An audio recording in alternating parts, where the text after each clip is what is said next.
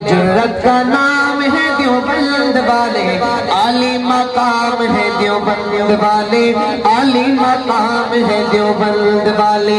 جرت کا نام ہے دیوبند والے، عالی مقام ہے دیوبند والے، عالی مقام ہے دیوبند والے۔ اللہ کا دین پوری دنیا میں عام کر گئے، اللہ کا دین پوری دنیا میں عام کر گئے۔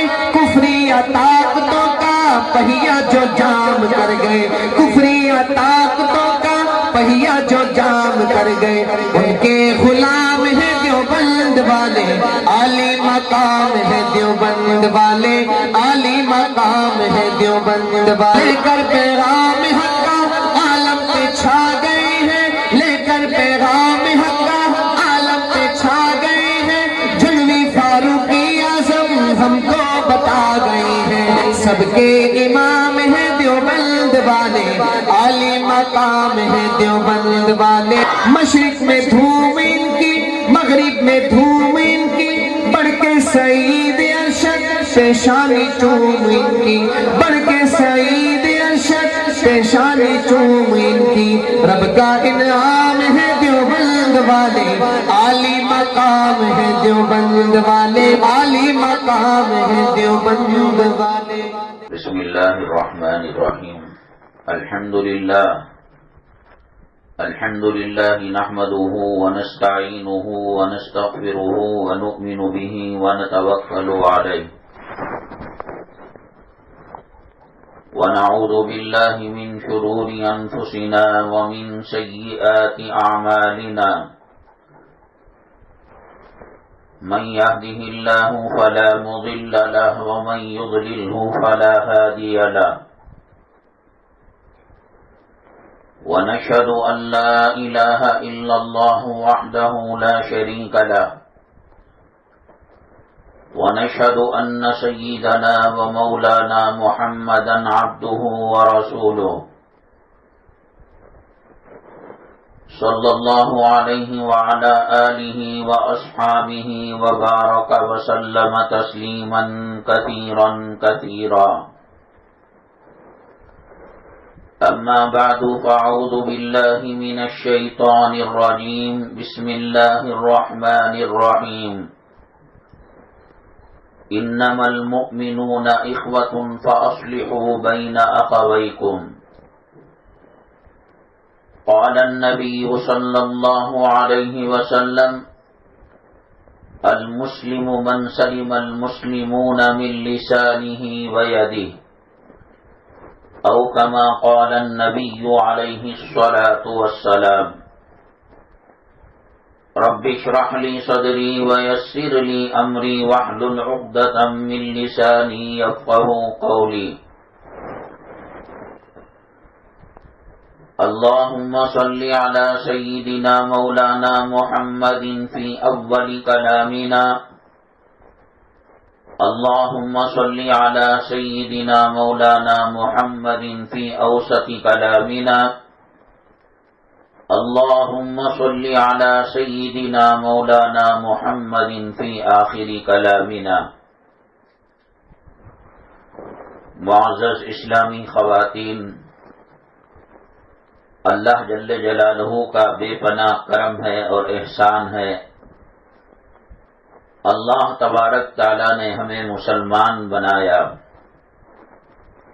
اور ہم پر احسان فرمایا اپنی بے شمار نعمتوں سے، بالخصوص 1.25 لاکھ پیغمبروں میں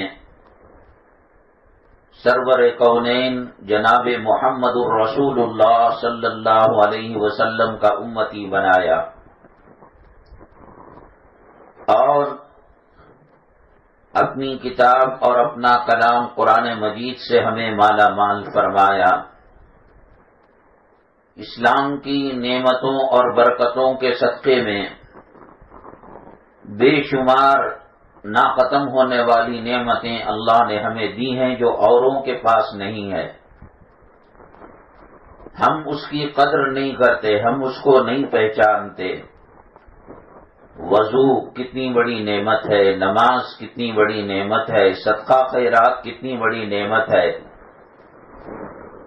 جو اسلام میں داخل نہیں ہے، 7 زمین 7 آسمان سونا چاندی ہیرے جواہرات بنا کر صدقہ کرے، ایمان کے بغیر کفر کی حالت میں اللہ کے یہاں اس کا کوئی اجر و ثواب نہیں ہے۔ ایمان کے ساتھ ایک چھوٹا سا صدقہ اللہ کے راستے میں کرتا ہے، حدیث پاک میں آتا ہے کہ قیامت کے دن احد کے پہاڑ کے برابر اس کا ثواب اسے دیا جائے گا۔ وہ بندہ کہے گا اللہ میں غریب آدمی ایک کھجور ایک روزے دار کو دیا تھا، اور اتنا بڑا پہاڑوں جیسا صدقہ خیرات کا ڈھیر آج مجھے دکھائی دے رہا ہے۔ اللہ فرمائیں گے کہ اس کو میں نے اپنے ہاتھ میں لیا، اپنی ہتھیلی میں لیا، اور اس کو پروان چڑھایا، بڑھا کیا حتیٰ کہ احد کے پہاڑ کے برابر ہو گیا۔ اللہ تعالیٰ نے حج بیت اللہ دیا، اللہ کے گھر کا دیدار، حجر اسود کا دیدار، حتیم کا دیدار، رکن یمانی کا دیدار، صفا کو دیکھا، مروہ کو دیکھا، مینا کو دیکھا، مزدلفہ کو دیکھا، عرفات کو دیکھا۔ یہ چونکہ ہمارے پاس ظاہری دنیا کی نعمتیں اور مال و مال کی حیثیت ہے،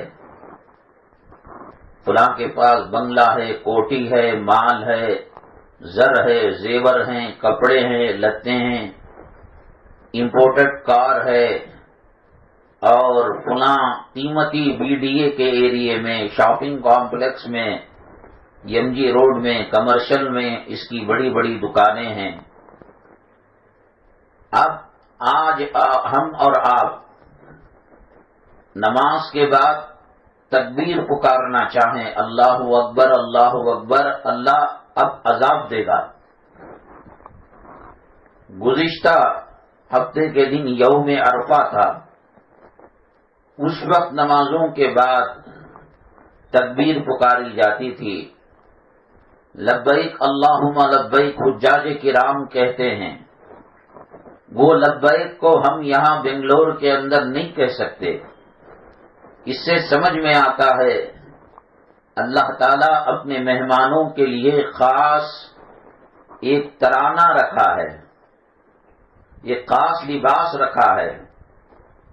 اب کوئی مسلمان ان کو دیکھ کر شوق میں احرام پہنے اور تلبیہ پڑھے، لبیک اللہم لبیک، اس کو لوگ پاگل خانے میں داخل کریں گے، کتنا بڑا بے وقوف ہے، حج کا عمرے کا احرام بنگلور میں باندھ کر تلبیہ پڑھ رہا ہے۔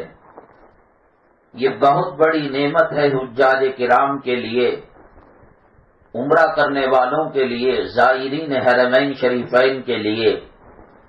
کوئی کسی کا مہمان ہوتا ہے، سسرال والوں کا، ماں باپ کے گھروں کا، نانی کے گھر کا، دادی کے گھر کا، مالک مکان کے گھر کا، یہ جو ہوتے ہیں حج کرنے والے، عمرہ کرنے والے، ان کو ضیوف الرحمن کہا جاتا ہے، یہ اللہ کے مہمان ہیں۔ ان کو کھلانا، ان کو پلانا، ان کی طبیعتوں کا خیال کرنا، میزبان اللہ ہے، اللہ کے گھر کے مہمان ہیں۔ اس لیے اللہ تبارک تعالیٰ ان کا بہت اونچا مقام رکھا ہے۔ یہ ایمان اور اسلام کی توفیق سے ہوا ہے۔ میں نے بتایا خدا نہ کرے کوئی اسلام قبول نہ کرے، ساری زندگی اللہ کے کعبے کا طواف کرے، حج کرے، ایک تو داخلہ نہیں ہو سکتا، کسی طریقے سے چلا جا، اس کو کوئی اجر نہیں ملے گا، کوئی ثواب نہیں ملے گا۔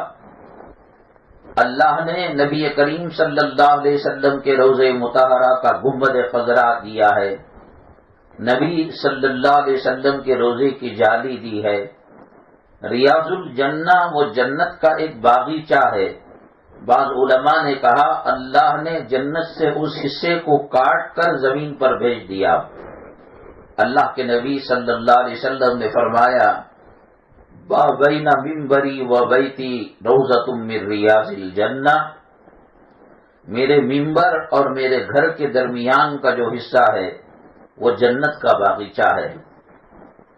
ایک سبحان اللہ کہنے پر، ایک مرتبہ درود پاک پڑھنے پر، صبح میں کسی بیمار کی عیادت کرنے پر، خاوند بیوی کی بیماری کی عیادت کرے، ایک ہی بسترے پر دو بھی سو رہے ہیں، صبح اٹھ کر تہجد کے وقت بیگم صاحبہ آپ کی طبیعت کیسی ہے، یا خاوند بیمار ہے، بیگم صاحبہ اٹھی، تہجد پڑھی، دعا کی، کہا کہ اجی آپ کی طبیعت کیسی ہے، والدین نے بچوں کی عیادت کی اور بچوں نے ماں باپ بیمار کی عیادت کی، بیمار پرسی کی، 70,000 فرشتے اللہ تبارک تعالی دعا میں لگا کر اس کی حفاظت کے لیے لگا دیتے ہیں۔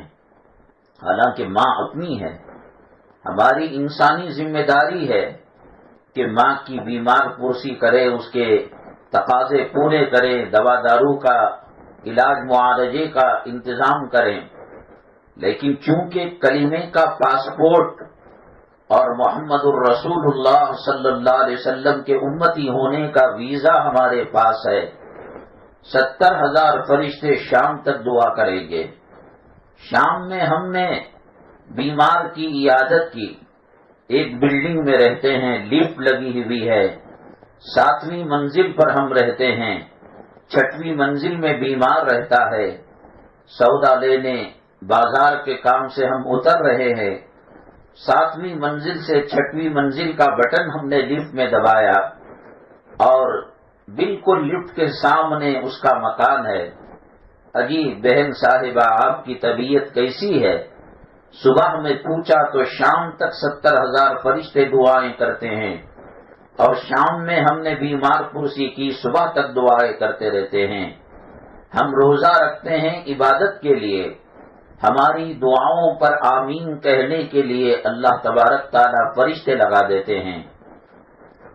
نبی کریم جناب محمد الرسول اللہ صلی اللہ علیہ وسلم کی ذات گرامی روضہ مطہرہ کے اندر آرام فرما رہی ہے، یہاں سے ہم درود پڑھیں گے تو ہمارے پاس کوئی ایسا انٹرنیٹ نہیں ہے، کوئی ایسا موبائل سسٹم نہیں ہے، کوئی سیٹلائٹ سسٹم نہیں ہے کہ ہم یہاں سے آقا کے دربار میں درود شریف پہنچائیں۔ فرشتے ہمارے درود شریف کو لے کر رسول پاک صلی اللہ علیہ وسلم کے در میں پیش فرماتے ہیں۔ یہ اسلام کے صدقے میں، مسلمان ہونے کے بدلے میں یہ دنیا میں نعمتیں ہیں، قبر میں الگ نعمتیں، آخرت میں الگ نعمتیں، اور جنت کے اندر خصوصی مقامات رسول پاک صلی اللہ علیہ وسلم کے امتیوں کو وہ اتنا دیں گے کہ کوئی گن نہیں سکتا، کوئی شمار نہیں کر سکتا۔ اللہ نے نماز دی ہے، یہ بھی اللہ کی نعمت ہے، روزہ دیا ہے، یہ بھی نعمت ہے، حج بیت اللہ دیا ہے، یہ بھی نعمت ہے، زکوٰۃ اور صدقہ خیرات کو دیا ہے، یہ بھی نعمت ہے، کلام پاک کو دیا ہے، یہ بھی نعمت ہے، عورتوں کو حجاب، برقع اور پردہ دیا ہے، یہ بھی نعمت ہے، رشتوں کو بنایا ہے اور ان کی حرمت اور ان کی پاکیزگی اور ان کی قدردانی کا حکم دیا ہے۔ یہ بہن ہے، یہ بیٹی ہے، یہ ماں ہے، یہ بیوی ہے، یہ بھائی ہیں، یہ باپ ہیں، یہ خسر ہیں، یہ دیور ہیں، یہ فلاں ہے، یہ بھی اللہ تبارک تعالیٰ کی نعمتوں میں سے ہے۔ اور کوئی چیز اللہ کی بغیر حکمت کے نہیں ہوتی۔ اللہ نے حج دیا ہے تو ایسے ہی نہیں دے دیا، حج کے ارکان دیے ہیں، صفا مروہ کے درمیان بھاگنے سے کیا ملتا ہے؟ آدمی چلتا ہے اور جہاں پر گرین پٹی آتی ہے دوڑ لگاتا ہے، ہم کو سمجھ میں نہیں آئے نہ آئے، اللہ تعالیٰ کی اس میں کوئی ضرور مصلحت اور حکمت رہتی ہے۔ آپ نے نام سنا ہوگا، 4 اماموں میں سے ایک امام ہے حضرت امام احمد ابن حنبل رحمۃ اللہ علیہ۔ ایک مرتبہ سفر میں جا رہے تھے، راستے میں عشاء کی نماز کا وقت ہو گیا تو ایک مسجد میں اندر گئے اور انہوں نے عشاء کی نماز پڑھی اور پڑھنے کے بعد سنتیں پڑھی اور تلاوت کرنے لگے۔ مؤذن اور مسجد کا جو خادم تھا وہ انتظار کرنے لگا دروازے پر۔ تمام لوگ چلے گئے، اب صرف ایک امام احمد ابن حنبل رحمۃ اللہ علیہ اپنی صف میں بیٹھے ہوئے ہیں، اللہ کا ذکر کر رہے ہیں، تلاوت کر رہے ہیں، دعا کر رہے ہیں۔ بہت دیر تک انتظار کیا، جب صبر کا پیمانہ لبریز ہو گیا اور جب اسے یہ محسوس ہونے لگا کہ گھر والے بے چین ہو جائیں گے دیر سے جانے سے، کھانے پینے کے لیے انتظار کر رہے ہوں گے، امام احمد ابن حنبل رحمۃ اللہ علیہ سے عاجزانہ درخواست کی کہ حضرت آپ اجنبی مسافر معلوم ہوتے ہیں، یہاں مسجد میں قیام کی اجازت نہیں ہے، آپ نکل جائیے۔ حضرت نے کہا کہ میں مسافر ہوں، میں یہیں کہیں آرام کر لوں گا، فجر کے بعد اپنے سفر کو آگے بڑھا دوں گا۔ کہا کہ مجھے تو یہ پرمیشن اور اجازت دینے کا اختیار نہیں ہے۔ حضرت نے کہا ٹھیک ہے، جزاک اللہ، میں نکل جاؤں گا۔ دروازے سے نکلے حضرت تو مؤذن اور خادم صاحب نے مسجد کو تالا لگا دیا۔ مسجد کے بالمقابل تنور کی روٹی بنانے والے کی دکان تھی، لوگ آتے تھے، روٹیاں خرید کر لے جاتے تھے۔ وہ تنور کی روٹی آپ جانتے ہیں کہ زمین کے اندر مٹکا گاٹ کر اس میں آگ لگائی جاتی ہے اور اس میں آٹے کے پیڑے کی روٹیاں بنا کر اس کو چپکایا جاتا ہے اور پھر پکنے کے بعد اس کو باہر کھمبی سے نکال لیتے ہیں۔ امام احمد ابن حنبل رحمۃ اللہ علیہ نے کہا سارا گاؤں، سارا شہر، ساری گلیاں ویران ہو گئی ہیں۔ وہ زمانہ اسٹریٹ لائٹ کا، گلیوں میں لائٹوں کا اہتمام نہیں تھا۔ بادشاہ جاتا یا قافلے جاتے تو اپنے ساتھ مشال جلا کر جایا کرتے تھے۔ سارا شہر سو چکا تھا، بس ایک نان بائی کی دکان چل رہی تھی۔ گاہے بگاہے گھنٹہ آدھا گھنٹے کے بعد گاہک آتا، روٹیاں لے کر جاتا تھا۔ حضرت نے سلام کیا، اس سے دیکھنے میں باشرع اللہ والا معلوم ہوتا تھا۔ اس نے کہا وعلیکم السلام، بابا جی بتائیے کتنی روٹیاں چاہیے؟ حضرت نے فرمایا کہ میں مہمان ہوں، مسافر ہوں، راستہ گزر رہا تھا۔ بعض مسجدوں میں مسافروں کے لیے رہنے کا انتظام ہوتا ہے، یہی سوچ کر میں یہاں قیام کیا۔ مؤذن نے بتایا یہاں اس قسم کا کوئی انتظام نہیں ہے، آپ دوسری جگہ چلے جائیے۔ اب میری طبیعت تھکی ہوئی ہے، سارا دن کا سفر کیا ہوا ہو، میرا ارادہ یہ ہے کہ رات میں کچھ آرام کر لو اور فجر کے بعد الصبح میں اپنے سفر کو آگے بڑھاؤ۔ آپ صرف اتنی اجازت دے دیجئے، تنور کے قریب جو چبوترا ہے وہاں پر میں بیٹھ جاؤں، تھوڑا سا نیند کر لو، رات بھی گزر جائے گی اور تنور سے نکلنے والی حرارت اور گرمی بھی مجھے مل جائے گی۔ سردی کا زمانہ ہے اور سردی سے بچنے کے لیے میرے پاس کمبل، لحاف، بنیان کچھ بھی نہیں ہے۔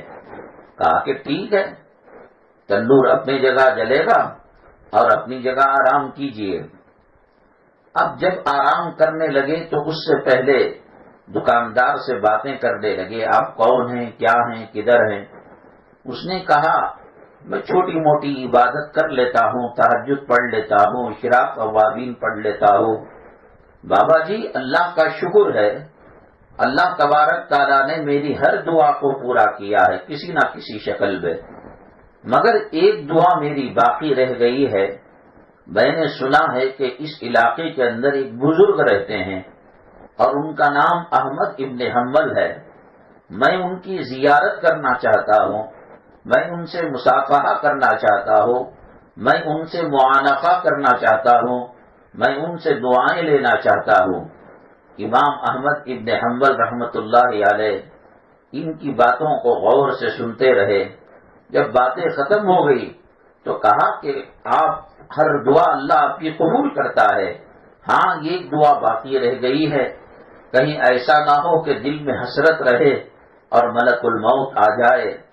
امام احمد ابن حنبل رحمۃ اللہ علیہ نے کہا مبارک ہو، خوشخبری ہو، جس کو دیکھنے کی تم نے دعا کی اور اب تک وہ دعا تم نے سمجھا کہ قبول نہیں ہوئی، اللہ نے مجھے ہی احمد ابن حنبل رحمۃ اللہ علیہ بنایا ہے۔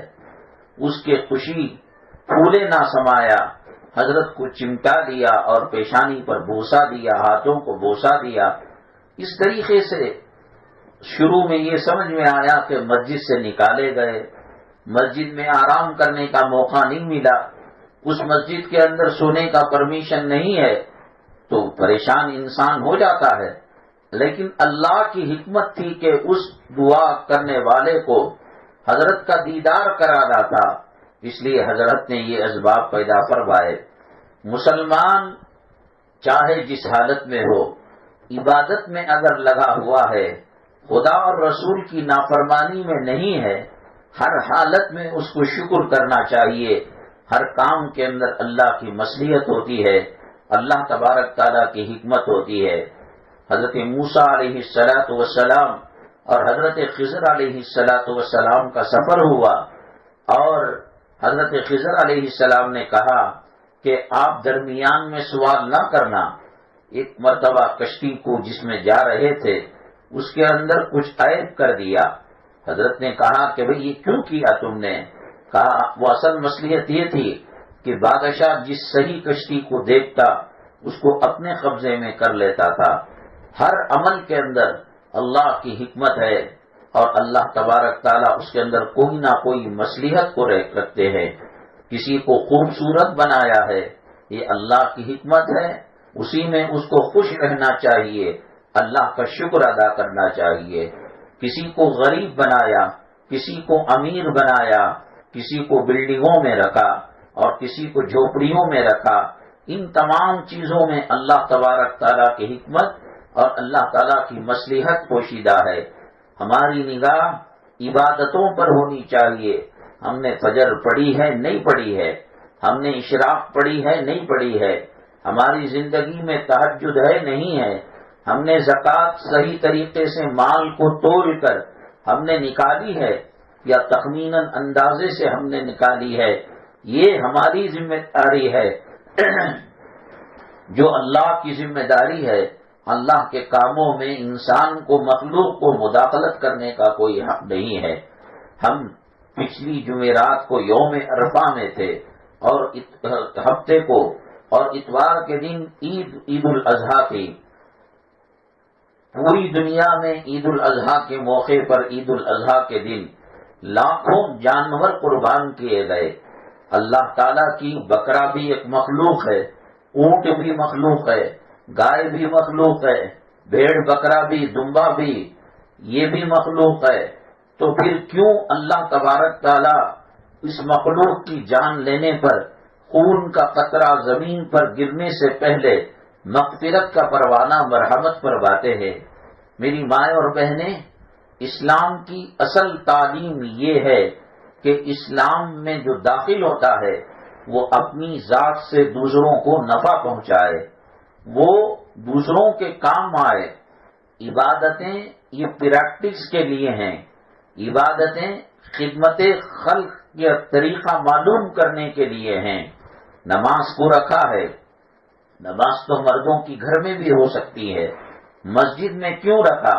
مسجد میں جب تمام مصلی آئیں گے، کوئی ایک مصلی نہیں ہوگا، وہ مستقل ہمیشہ نماز پڑھنے والا، فجر، ظہر، عصر، مغرب، عشاء میں نظر نہیں آیا اور 2-3 دن نظر نہیں آیا، تو اب پتا چلا کہ اس کے گھر کو جائیں گے، پوچھیں گے حاجی صاحب، سیٹھ صاحب، نماز کو مستقل آنے والے اور مؤذن صاحب مسجد کھولتے ہی مسجد میں داخل ہونے والے، آپ تشریف نہیں لائے، تو گھر والی کہیں گی نہیں یہ بیمار ہیں، ہاسپٹل میں ایڈمٹ ہیں، نہیں ان کے گھر چوری ہو گئی، کپڑا لتا، زر زیور، پیسہ روپیہ سب چلا گیا۔ تو نماز کے موقع پر جب تمام لوگ جمع ہوتے ہیں تو ایک دوسرے کی خیر خواہی معلوم ہوتی ہے، طبیعت کے احوال معلوم ہوتے ہیں۔ اور عصر میں نہیں تھے، حاجی صاحب مغرب میں نظر آئے، آپ عصر میں تشریف نہیں لائے، نہیں میری بچی کی شادی ہے، بازار گیا تھا۔ تو اب بچی کی شادی معلوم ہوئی تو تو دوسرے لوگ کیا مدد کر سکتے ہیں، کیا تعاون کر سکتے ہیں؟ گھر گھر جا کر بیل بجا کر کوئی پوچھتا نہیں کہ تم میں کون بیمار ہے، کون قرض میں ڈوبا ہوا ہے، کون ہاسپٹل میں ایڈمٹ ہے۔ نماز گھر میں بھی ہو جاتی ہے، جیسے خواتین عورتوں کی گھر میں نماز ہوتی ہے، بیماروں کی ہوتی ہے، بچوں کی ہوتی ہے، تو ویسے ہی نماز وہی 4 رکعت ظہر عصر عشاء کی گھر میں ہو سکتی ہے۔ لیکن مسجد میں نہ جانے والے کے لیے اللہ کے نبی صلی اللہ علیہ وسلم نے فرمایا، میرا جی چاہتا ہے کہ نماز کی جماعت کے لیے کسی کو امام بناؤ، اور جو مرد طاقت رکھ کر مسجد میں جماعت سے نماز نہیں پڑھتے ان کے گھروں کو آگ لگا دو۔ کتنا سخت جملہ آپ نے فرمایا۔ کیوں؟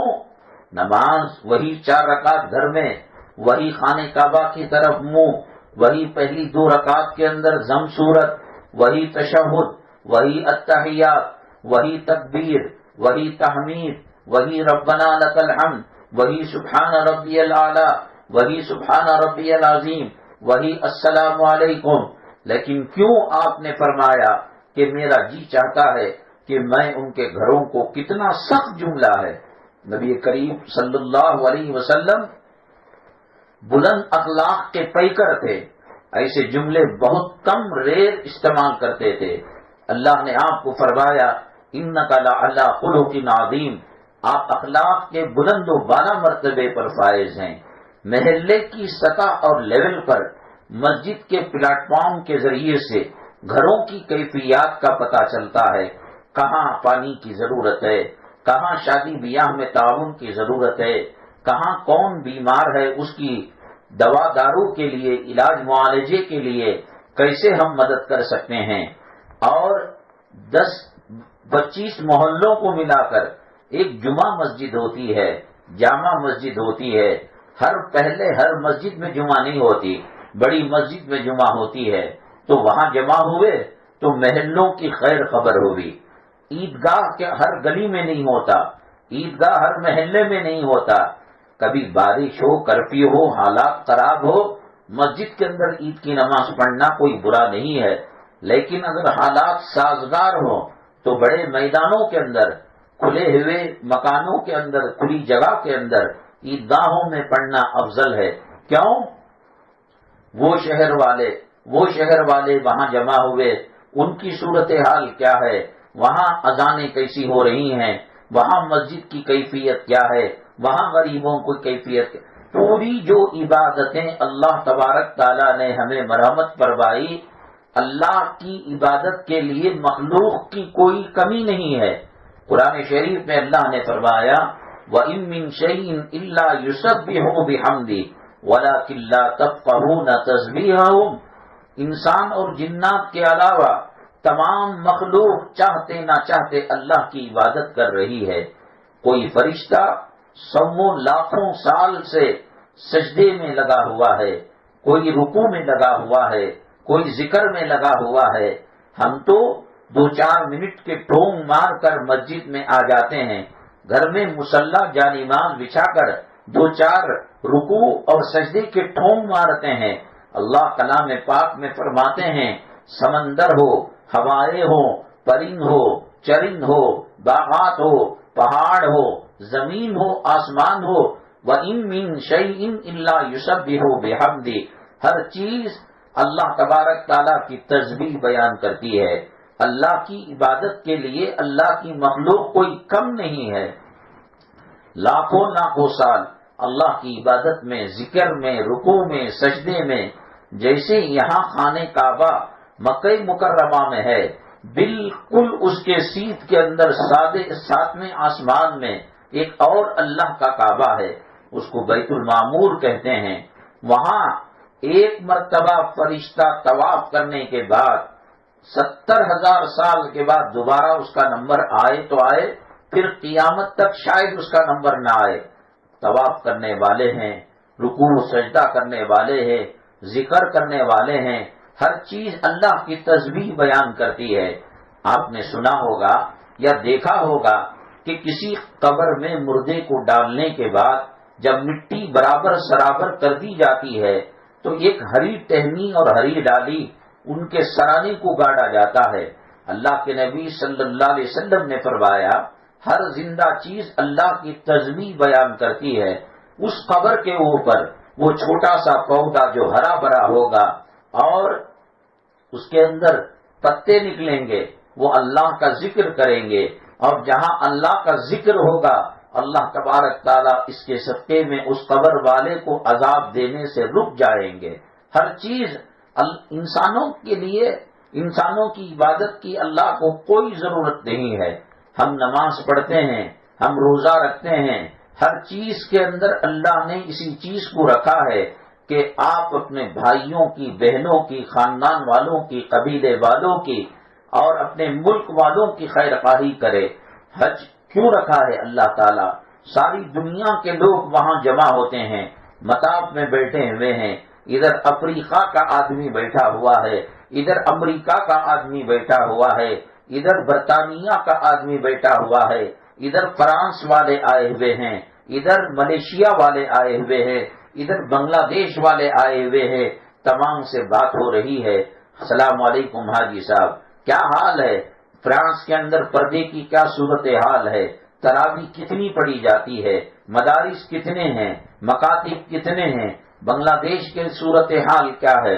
صرف یہ پورے عالمی ورلڈ لیول پر خیر خیریت پوچھنے اور ایک دوسرے کے احوال جاننے کے لیے اللہ تبارک تعالیٰ نے حج بیت اللہ کے مقاصد میں سے ایک مقصد کو رکھا کہ ایک نماز ہے محلے کی سطح پر، جمعہ ہے شہر کی سطح پر، عید ہے قریے اور اسٹیٹ کی سطح پر، اور حج بیت اللہ ہے پورے دنیا کی سطح پر کہ تمام لوگ آتے ہیں۔ اس میں اسی چیز کو مد نظر رکھا گیا ہے کہ ایک دوسرے کے احوال جانے پہچانے۔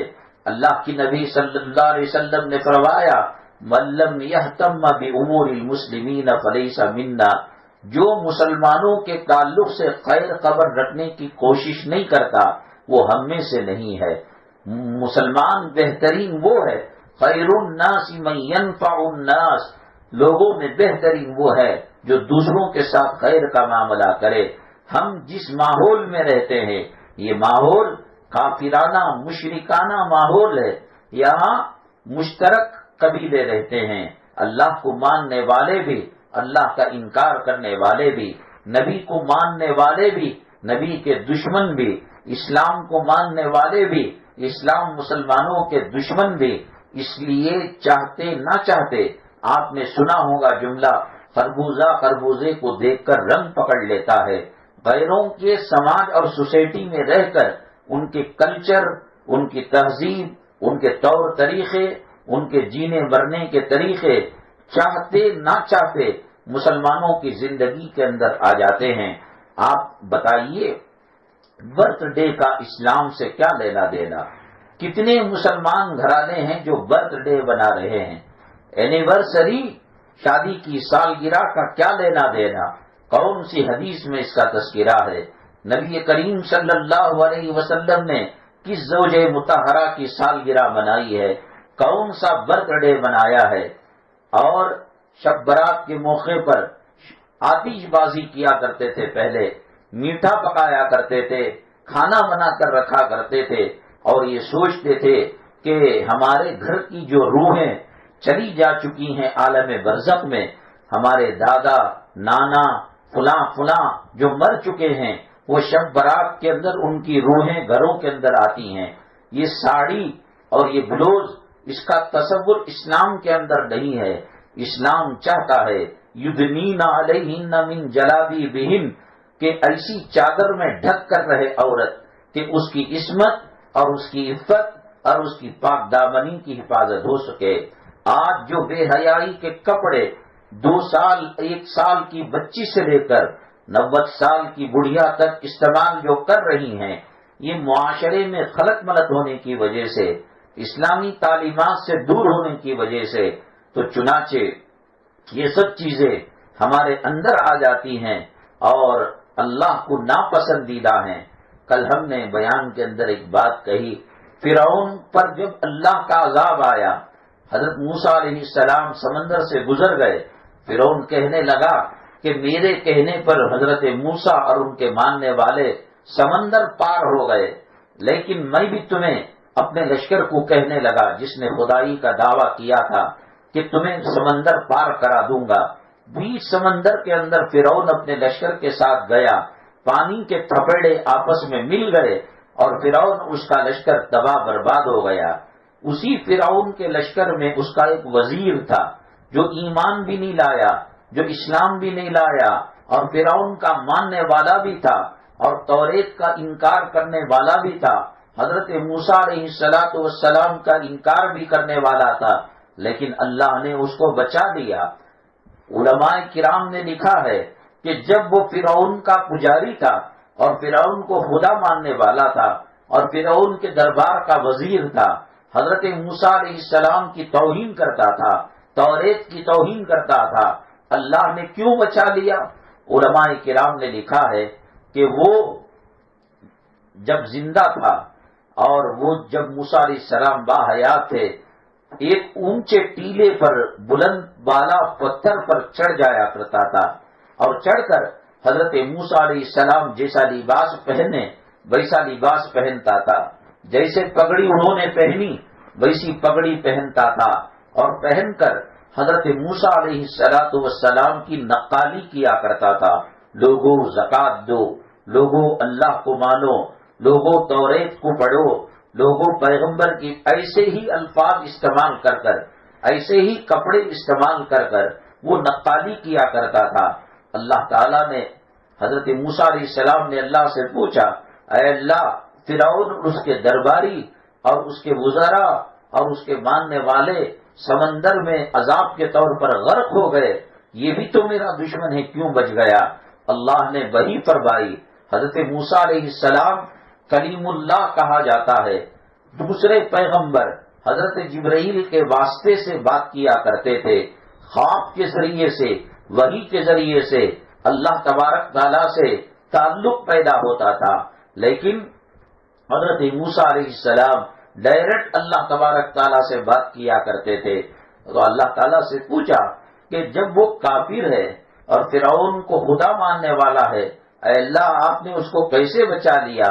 اللہ نے فرمایا، اے موسیٰ کیا دیکھتے نہیں ہیں آپ کہ آپ کی طرح اس نے کپڑے پہنے ہیں، حالانکہ چھڑانے کے لیے، نقالی کرنے کے لیے اور ڈپلیکیٹ پیغمبر کی نقل اتارنے کے لیے اس نے کیا، لیکن اللہ نے کہا موسیٰ تمہاری طرح امامہ باندھتا تھا، تمہاری طرح کپڑے پہنا کرتا تھا، مجھے یہ چیز گوارا نہ کی کہ جس کے جسم پر میرے محبوب کا جیسا کپڑا ہو، میرے محبوب کا جیسا امامہ ہو، ٹوپی ہو، میرے محبوب کے جیسی ہاتھ کے اندر چھڑی ہو، عصا ہو، لاٹھی ہو، میں اس کو عذاب کے اندر مبتلا کروں۔ اے موسیٰ، میں نے اس کے ظاہر کو دیکھ کر اس کے اندر کی دنیا کو میں نے بدل دیا اور اندر سے اس کو مسلمان بنا دیا۔ کلچر، تہذیب، تمدن یہ بہت بڑی چیز ہے۔ اس مخلوط معاشرے میں غیروں کے ساتھ رہنے سہنے میں یہ چیز ہمارے اندر، مسلمانوں کے اندر نہ چاہتے ہوئے آ جاتی ہے۔ جیسے عاشورے کے موقع پر شربتوں کا پینا پلانا، شب برات کے موقع پر آتش بازی کرنا، برتھ ڈے بنانا، اینیورسری کرنا۔ ماٹی کیچ کے گھر کا مسئلہ کتنا نازک ہے اور کتنا خطرناک ہے۔ ہر دوسرا تیسرا گھر ماٹی کیچ کے گھر کے اندر اور ماٹی کیچ کی شکل کے اندر مالک سے معاملہ کیا گیا ہے۔ ماٹی کیچ کا معاملہ قرض اور سود کا معاملہ ہے۔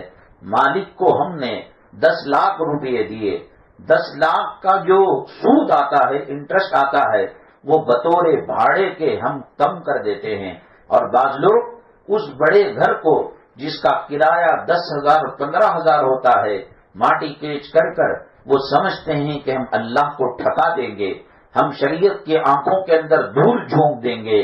وہ 200 روپے، 1000 روپے، 700 روپے کرائے کے نام پر دیتے ہیں۔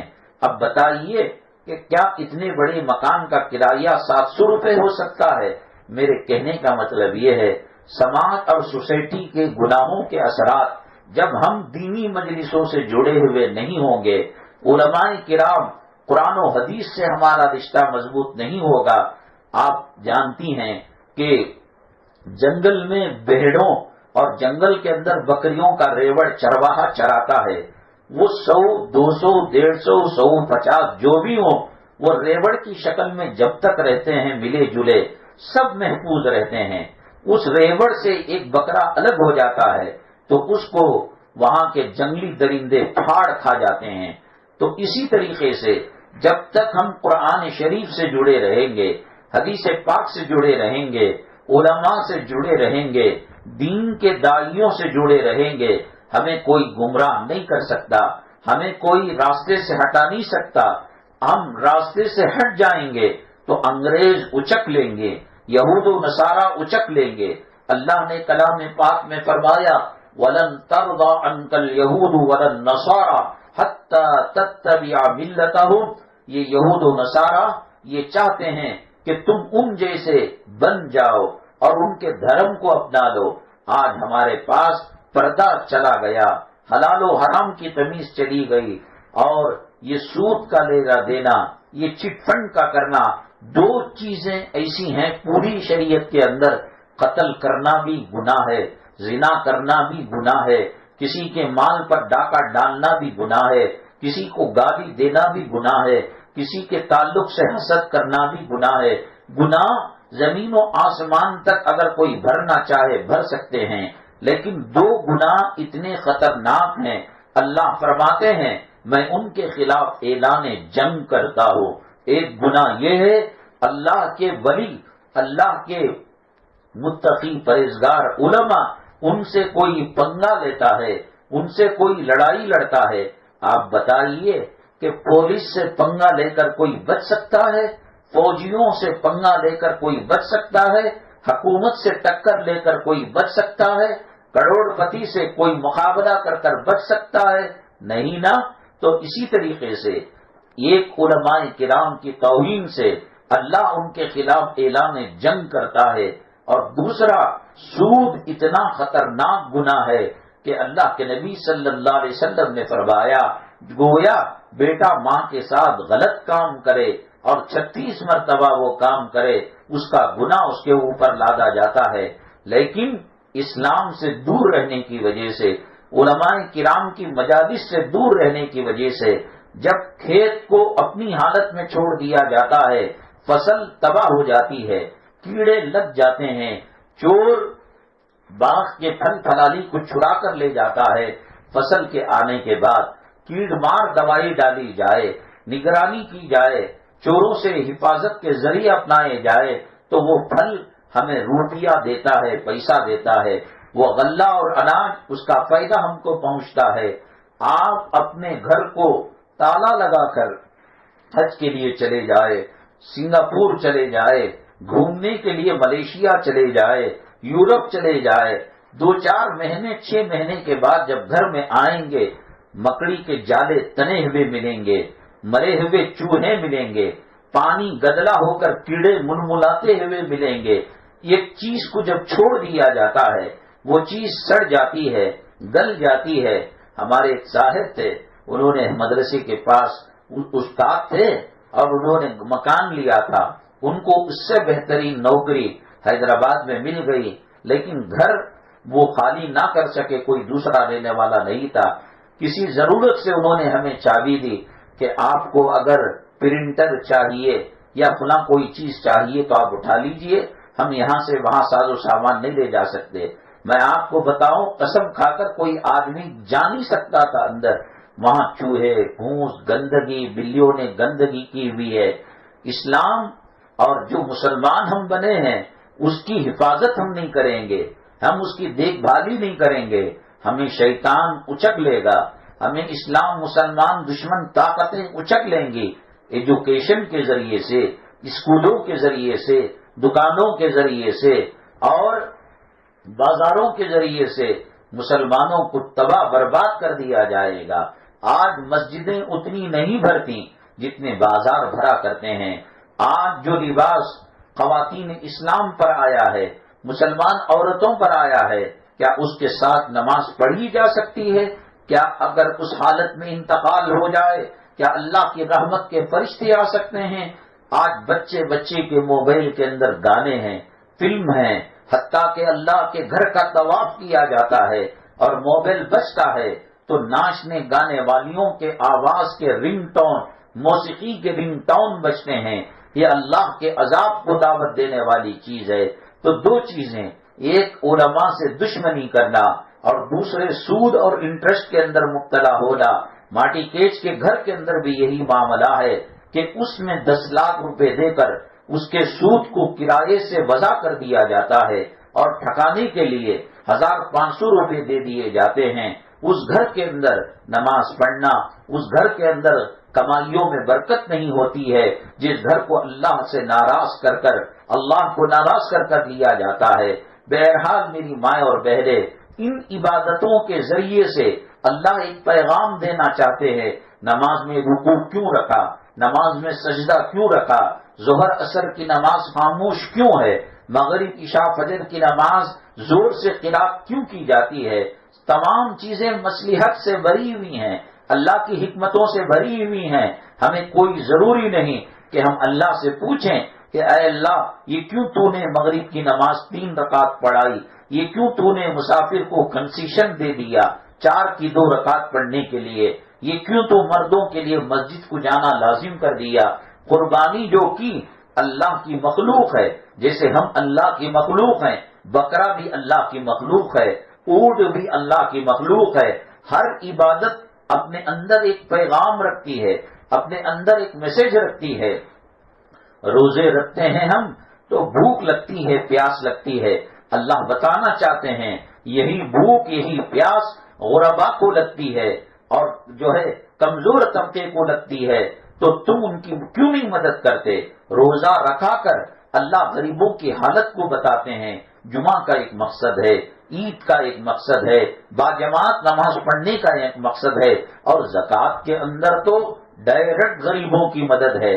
پورا اسلام اس پر قائم ہے، المسلم من سلم المسلمون من لسانہ ویدہ، کہ مسلمان اپنی ذات سے دوسروں کو تکلیف نہ پہنچائے. مسلمانوں کا وجود، مسلمانوں کا رہنا باعث رحمت ہے، اس لیے کہ یہ رحمت للعالمین صلی اللہ علیہ وسلم کی امت ہے. سوالات پیغمبروں میں بڑا خطاب رحمت للعالمین کا اللہ نے نبی کریم صلی اللہ علیہ وسلم کو دیا ہے. وما ارسلناک الا رحمت للعالمین. ایک عورت دن میں روزہ رکھتی تھی، رات کو قیام کیا کرتی تھی، صرف عید برات کے موقع پر روزہ چھوڑا کرتی تھی. بڑی متقی، بڑے پرہیزگار. اسے بلی پالنے کا شوق تھا، اس نے بلی پالی، لیکن اس کی دیکھ بھال ایک مرتبہ صحیح نہیں ہو سکی. بلی بھوک سے، پیاس سے تڑپ کر مر گئی. اللہ کے نبی صلی اللہ علیہ وسلم کے دربار میں جب اس کا جنازہ آیا، مسجد نبوی صلی اللہ علیہ وسلم کے احاطے میں جنازہ آیا، صحابہ کرام کہنے لگے ہیا فی الجنہ، ہیا فی الجنہ. کتنی پرہیزگار عورت ہے، کتنی متقی عورت ہے، کتنی اللہ سے ڈرنے والی عورت ہے کہ کوئی دن بغیر روزے کے نہیں جاتا تھا، کوئی رات بغیر عبادت کے نہیں گزرتی تھی.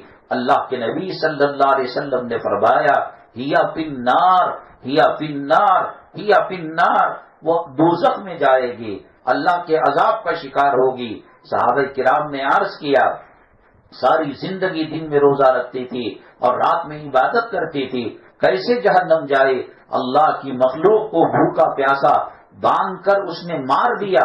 اللہ کو یہ تکلیف، اللہ کو یہ چیز اتنی ناپسند ہوئی کہ ساری عبادتیں اس کی دھری کی دھری رہ گئی. حدیث پاک میں آتا ہے اللہ کے نبی صلی اللہ علیہ وسلم نے فرمایا قیامت کے دن اللہ تبارک تعالیٰ ایک سیٹھ صاحب سے، ایک مالدار سے کہیں گے کہ میں تیرے گھر پر آیا تھا، میں بھوکا تھا، میں نے روٹی مانگی تھی، تو نے مجھے دھتکار دیا. میں بیمار تھا، میرے پاس دوائی کے پیسے نہیں تھے، میں مانگنے کے لیے آیا، تو نے دھتکار دیا تھا. میرے جسم پر کپڑے نہیں تھے، میں چیتڑے اور پیمن لگے کپڑے مانگنے کے لیے آیا تھا، تو مجھے اپنے در سے خالی لوٹا دیا. وہ انسان سیٹھ صاحب، حاجی صاحب کہے گا اللہ تو احکم الحاکمین ہے، زمین و آسمان کے خزانے تیرے بنائے ہوئے ہیں، جنت تیری بنائی ہوئی ہے اور جنت کی نعمتیں تیری بنائی ہوئی ہیں، تو کیوں میرے گھر آئے گا کھانا مانگنے کے لیے، سالن مانگنے کے لیے، کپڑا اور دوا دارو مانگنے کے لیے، اللہ فرمائیں گے ایک وقت تیرے گھر پر سائل آیا تھا اور روٹی کا سوال کیا، کپڑوں کا سوال کیا، دوا دارو کا سوال کیا، میرے بندے وہ کوئی فقیر نہیں تھا، میں ہی تھا، اگر تو اس کو دے دیتا تو گویا مجھ کو دینے کے برابر تھا۔ اللہ تعالیٰ کہیں گے جس مسلمان نے دنیا میں کسی اور کی حاجت کو پورا کیا، ضرورت کو پورا کیا، اللہ قیامت کے اندر اس کی ضرورتوں کو، اس کے تقاضوں کو پورا کرے گے۔ اور میری مائیں اور بہنیں، اگر انسان کو مصیبت آ جائے، پولیس کسی کو پکڑ کر لے جائے، کورٹ کا مقدمہ ہو، مالک مکان سے بات کرنا ہو، اور بچے کو ایڈمیشن کرنا ہو، بچی کو دیکھنے آ رہے ہوں اور دل میں وسوسہ ہو کیا ہوتا کیا نہیں ہوتا، ہاں ہوتی کہ نہ ہوتی ہے، ایسے موقع پر اللہ کے نبی صلی اللہ علیہ وسلم کے فارمولے پر عمل کیا جائے، اللہ کی مدد آئے گی، اللہ کی نصرت آئے گی۔ دیکھنے والے بچی کو پسند کر کر پیسہ رکھ کر انگوٹھی پہنا کر چلے جائیں گے، اور جس کالج میں لڑکا لڑکی کا ایڈمیشن ڈاؤٹ فل تھا، اللہ کی مدد آئے گی۔ اس کے لیے کیا کرنا پڑے گا؟ حدیث پاک میں فرمایا واللہ فی عون العبد ما کان العبد فی عون اخیہ، اللہ تعالیٰ اس بندے کی مدد میں لگتے ہیں جب تک بندہ دوسرے بندوں کی مدد کرتا ہے۔ باپ بچوں کو لے کر ایڈمیشن کرانے گیا ہے، باپ بچوں کو لے کر کہیں سے امانت لینے کے لیے، قرض لینے کے لیے گیا ہے، باپ بچوں کو لے کر یا خامن بیوی کو لے کر ہاسپٹل میں چیکنگ کے لیے گئی ہے، لیب ٹیسٹ کے لیے گئی ہیں، ڈاکٹر نے کہا کہ بڑی بھی بیماری ہو سکتی ہے اور کچھ بھی نہیں ہو سکتا۔ ایسے موقع پر صدقہ کرنا، خیرات کرنا اور انسانوں کی مدد میں لگنا، اللہ کی مدد اس کے ساتھ شامل حال ہوتی ہے۔ نبی کریم جناب محمد الرسول اللہ صلی اللہ علیہ وسلم نے فرمایا ارحموا من فی الارض یرحمکم من فی السماء، زمین والوں پر رحم کرو، آسمان والا تم پر رحم کیا کرے گا۔ کوئی مسئلہ کھڑا ہو جائے، کوئی میاں بیوی کا جھگڑا ہو جائے، کوئی اولاد نافرمان ہو جائے، آپ زمین والوں پر رحم کرو، صدقہ کرو، خیرات کرو، دوسروں کے ساتھ اچھا سلوک کرو۔ آج کوئی ساز بن کر بہو پر ظلم و ستم کر رہی ہے، کل ان کے بچوں کی کوئی ساز بنے گی جو شیر کو سوا شیر کا معاملہ کرے گی۔ یہ دنیا موت سے پہلے ظلم کا بدلہ چکا دیتی ہے۔ کسی کی طرف انگلی اٹھانا، کسی کے عیب کو ظاہر کرنا اور کسی کی چغل خوری کرنا اور کسی کے تعلق سے حسد کرنا، اپنی نیکیوں کو تباہ برباد کرنا ہے، اپنی زندگی کے سکون کو تباہ اور برباد کرنا ہے۔ آپ چاہتے ہیں کہ سکون سے زندگی گزارے، کسی کا گناہ دیکھیں، اس کے لیے ہدایت کی دعا کریں، اس کو پرچار نہ کریں۔ اللہ کے نبی صلی اللہ علیہ وسلم نے فرمایا کہ دنیا میں کوئی کسی کے عیب کو کھول کر رکھے گا، اس کے گناہ کو کھول کر رکھے گا، قیامت کے دن اللہ تبارک تعالیٰ اس کے گناہوں کو تمام مخلوق کے سامنے آشکارا کر کر اس پر عذاب دے گا۔ کچھ بندے اللہ کے دربار میں آئیں گے، ڈر رہے ہوں گے، کانپ رہے ہوں گے، بڑے بڑے گناہ کیے ہوئے ہوں گے، نہ جانے اللہ ہمارے ساتھ کیا معاملہ کرے گا۔ اللہ تعالیٰ فرمائیں گے تم نے میرے بندوں کے ساتھ رحم کا معاملہ کیا ہے، کرم کا معاملہ کیا ہے، ستاری اور چھپانی کا معاملہ کیا ہے، میں بھی تمہارے ساتھ ستاری کا معاملہ کرتا ہوں۔ میرا ناموں میں سے ایک نام ستار ہے، پردہ پوشی کرنا، تمہارے گناہوں پر پردہ ڈال کر تمہیں بغیر حساب و کتاب کے جنت کے اندر بھیجتا ہوں۔ سکون کی زندگی مال کے کمانے میں نہیں ہے۔ اللہ تعالیٰ انسانوں کے ساتھ تو دور کی بات، میں نے بتایا جو عورت دن میں روزہ رکھنے والی، رات میں عبادت کرنے والی، بلی اس کے گھر مر جاتی ہے، اللہ اس کو جہنم میں بھیج دیتا ہے۔ ایک بدکار عورت، بدکاری کے ذریعے سے روپیہ کمانے والی، پیسہ کمانے والی، سفر میں جا رہی تھی، راستے میں دیکھا ایک کتیا پیاسی تھی، ایک کتا پیاسا تھا، کنویں کے ارد گرد گھوم رہا تھا، اسے کوئی سبب نہیں تھا، کوئی اس کے پاس ایسا نقشہ نہیں تھا کہ جس کے ذریعے سے وہ کنویں کا پانی پی سکے۔ یہ بازاری عورت، یہ گندا کام کرنے والی عورت، اپنے دوپٹے سے اس نے جوتے کو باندھا اور ڈول بنا کر اس کو کنویں کے اندر ڈالا، اور جوتے سے پانی نکال کر پیاسے کتے کو پانی پلایا. حالانکہ وہ تہجد گزار عورت نہیں تھی، وہ نماز روزہ پڑھنے والی، روزہ رکھنے والی خاتون نہیں تھی. ایک گلی کے کتے کو، جنگل کے درندے کو اس نے پیاس کو پورا کیا اور اس کی پیاس بجھائی، پانی پلایا. باوجود یہ کہ وہ گندی عورت تھی، اللہ نے اسے مغفرت کا پروانہ دے دیا. یہ قربانی جانور کو کاٹ کر گوشت کھانے کا نام نہیں ہے. اللہ نے کلام پاک میں فرمایا لن ینال اللہ لحومها ولا دماؤها ولکن ینالہ التقوی منکم. اللہ نے جانور کو پیدا کیا، تمہیں ہمیں پیدا کیا، ان میں کوئی چیز ہماری نہیں ہے. یہ زندگی اللہ کی دی ہوئی ہے، یہ سانس اللہ کی دی ہوئی ہے، یہ دل و دماغ اللہ کا دیا ہوا ہے، یہ جانور اللہ کا دیا ہوا ہے. اللہ کہتے ہیں کہ تم جانور کاٹو گے، اس کا گوشت اور خون ہم تک نہیں پہنچتا، لیکن تمہارے دلوں کی حالت کا وَلَٰكِن يَنَالُهُ التَّقْوَىٰ مِنكُمْ، تمہارے دلوں کا تقوی اور طہارت کی خبر ہمیں ہو جاتی ہے. یہ قربانی حضرت ابراہیم علیہ السلام سے جا کر ملتی ہے. مر مٹنا، اللہ کے حکم پر جان دے دینا، قوم و ملت کی خدمت کرنا. بتائیے حضرت حاجرہ علیہ السلام، میں نے پچھلے ہفتے بتایا تھا کہ وہ صفا سے مروہ کی طرف، کبھی مروہ سے صفا کی طرف جاتی. بچہ زمین پر لیٹا ہوا تھا، پہاڑی پر چڑھتی صفا کی، بچہ نظر آتا، مروہ پر آتی، بچہ نظر آتا، لیکن بیچ کا جو چٹیل میدان تھا وہاں بچہ نظر نہیں آتا تو زور سے دوڑ لگاتی، جس کو کھدی پٹی کہا جاتا ہے، افزرین کہا جاتا ہے.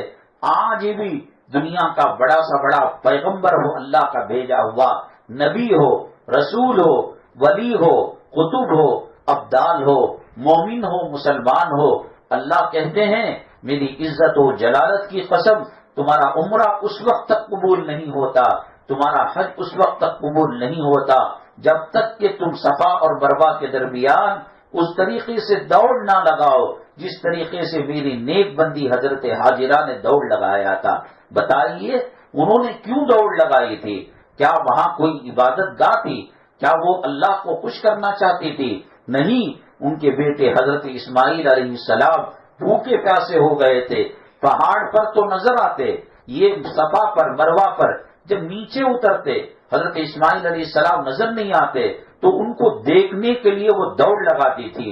حالانکہ بچوں کو پالنا ماں کی ذمہ داری ہے. ہر جانور کے، ہر پرندے کے دل میں اللہ نے ممتا کو رکھا ہے، ماں کی شفقت اور محبت کو رکھا ہے. آپ کبوتر کے گھونسلے میں جب وہ بچے انڈے ڈالے تو اس کو چھونے کی کوشش کرے، وہ ٹھونگ ماریں گے. گلی کا جانور اگر بچے پیدا کرے، اٹھانے کی کوئی کوشش کرے، وہ جانور بھوکے گا، کاٹنے کو آئے گا. ماں کی ممتا ایک قدرت اور فطرت والی چیز ہے. لیکن حضرت حاجرہ علیہ السلام نے وہاں نہ کوئی طواف کیا تھا، نہ وہاں کوئی صحیح کے نام پر کوئی عمل کیا تھا. بچے سے محبت تھی، بچے کو پالنے کی کوشش کی. اللہ نے وہ ادا کو اتنا پسند کیا. مخلوق سے محبت، مخلوق کی بھوک کی قدر کرنا، مخلوق کے پیاس کے واسطے تڑپنا، یہ اللہ کو اتنا پسند آیا. اللہ کے بندے حضرت اسماعیل علیہ السلام تھے، اللہ کی نیک بندی حضرت حاجرہ علیہ السلام تھی. ان قربانیوں کی یاد میں بکرے کو ذبح کر کر ہم اللہ سے وعدہ کرتے ہیں، قل ان صلاتی ونسکی ومحیای ومماتی للہ رب العالمین. اے اللہ، یہ زندگی تو کیا، میرے خون کا قطرہ قطرہ، میرا جینا، میرا مرنا، میری جوانی، میرا بڑھاپا، میری اولاد، میری نسلیں، میرا مال، میری دولت، سب کچھ تیرے لیے قربان ہے. ہر سال اللہ کے دربار میں یہ ایگریمنٹ کیا جاتا ہے. گوشت تو کرسمس کے موقع پر مل جاتا ہے، گوشت تو 24 گھنٹے بازاروں میں مل جاتا ہے، گوشت تو آن لائن آدمی منگا سکتا ہے.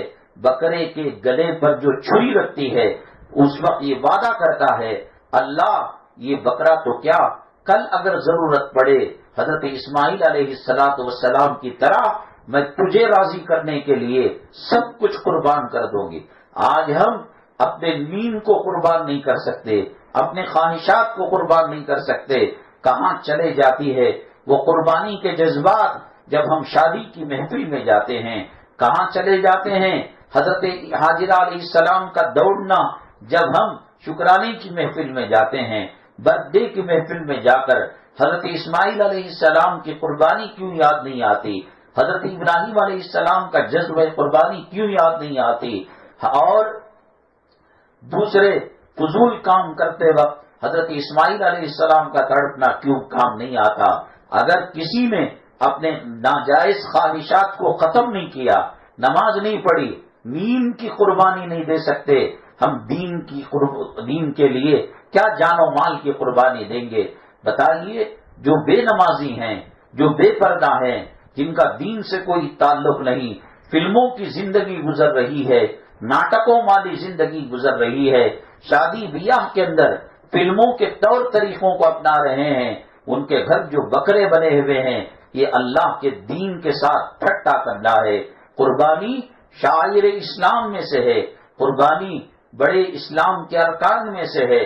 جن کو داڑھی نہیں رکھنی تھی، جن کو پردہ نہیں کرنا تھا، جن کو نماز نہیں پڑھنا تھا، جن کو حلال و حرام کی تمیز نہیں کرنا تھا، انہوں نے کیوں ایک جانور کا خون کیا؟ کیا وہ نہیں جانتے کہ یہ جانور ایک سرے کی رپورٹ بن کر، الٹرا ساؤنڈ سسٹم کی اور لیاب کی رپورٹ بن کر اللہ کے پاس پیغام دیتے ہیں؟ فلاں بندی نے قربانی دی لیکن نماز انہوں نے نہیں پڑھی، روزہ انہوں نے نہیں رکھا، کلام پاک کی تلاوت انہوں نے نہیں کی، انہوں نے شادی کے موقع پر مال کی نمائش کے لیے بے پردگی اور بے حیا کا کام کیا۔ یہ قربانی اللہ کے یہاں رحمت بن کر بھی اس نے گواہی دی ہے، اور کاٹنے والے کے حق میں عذاب کا پیغام بن کر اس نے گواہی دی ہے۔ یہ آپ کو معلوم ہے کہ آپ قربانی کر کر اللہ کے کتنے قریب ہوئے یا قربانی کر کر اللہ سے کتنے دور ہوئے۔ اللہ تبارک تعالی پورے عالم اسلام کے مسلمانوں کی قربانیوں کو قبول فرمائے، اللہ ہمارے گناہوں کو معاف فرمائے، اللہ تبارک تعالی حجاج کرام کو حج مبرور بنائے، حج مقبول بنائے، اور جیسے حدیث میں آتا ہے کہ حاجی جب لوٹتا ہے ایسے لوٹتا ہے جیسے ماں نے اس کو ابھی پیدا کیا ہو۔ اللہ اس کیفیت کے ساتھ حجاج کرام کو ان کے گھروں کو واپس کرے، ان کے حج کی اور ان کے ارکان عمرہ کی برکت سے اللہ پورے عالم کے مسلمانوں کی حفاظت فرمائے، ہندوستان کے مسلمانوں کی حفاظت فرمائے، بالخصوص بنگلور کرناٹکا کے مسلمانوں کی حفاظت فرمائے۔ اور ہم آپ سے درخواست کرتے ہیں، کوئی بھی چیز جب سمجھنی ہو کتاب کو شروع سے پڑھو تو سمجھ میں آئے گی، میچ دیکھنے والے شروع سے دیکھیں گے تو میچ کا مزہ آئے گا، سنیما دیکھنے والے شروع سے دیکھتے ہیں تو سنیما سمجھ میں آئے گا، کچھ وقت کے جانے کے بعد بیان کو بیچ میں آئیں گے تو ایک کڑی دوسری کڑی سے ملی ہوئی رہتی ہے، وہ سمجھ میں نہیں آتا۔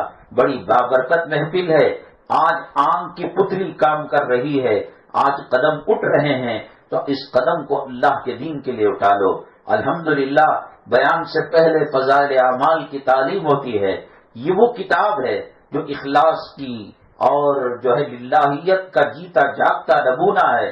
جتنی مرتبہ آپ اس کتاب کو پڑھیں گے، فضائل رمضان اس کا ایک حصہ ہے، بہت بڑی زندگی تک جب رمضان المبارک میں جمعہ کے بیانات ہمیں رمضان کے بارے میں دینا ہوتا، ہر سال ایک نئی چیز فضائل اعمال میں فضائل رمضان سے ہمیں ملا کرتی تھی۔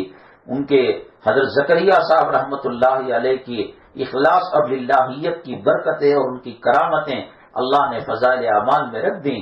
کچھ وقت پہلے آئیے اس تعلیم کے حلقے میں شریک رہے، اللہ تبارک تعالی ہماری مجلس کو دونوں جہاں کے لیے باعث رحمت بنائے، آنے والوں کے قدم قدم پر گناہ معاف فرمائے اور نیکی کے درجات عطا فرمائے۔